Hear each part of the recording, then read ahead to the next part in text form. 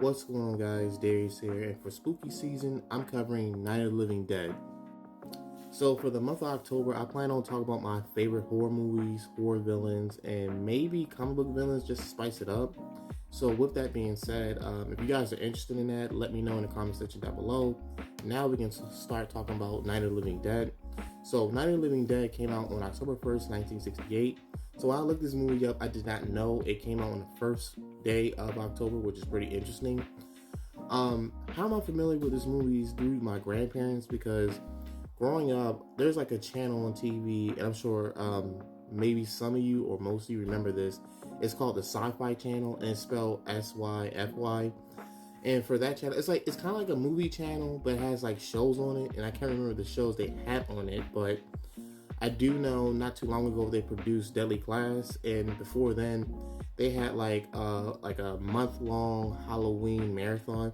So what I mean is like if you're watching sci-fi in like the 2000s, or I think they did it in the 2010s as well, they had like marathons for Friday the 13th, A Nightmare on Elm Street, Scream, Halloween with Michael Myers, Texas Chainsaw Massacre, or anything that's horror themed for the rest of the month of October. So during that month, I was watching Night of the Living Dead, and I had the pleasure of watching it with my grandparents because look, I'm not a big fan of zombies when I was like 6 or 7 years old because that freaked me out.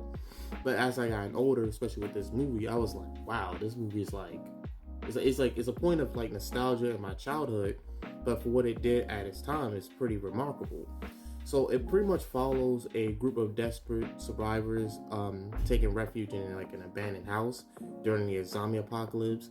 And just like any zombie media, it has its own origin of the zombie virus. So for this movie's case, it was like cosmic radiation that reanimated the dead, which is pretty much it's unique to the movie, of course, and it's like very interesting because we have something to worry about from space affecting the planet, especially dead things.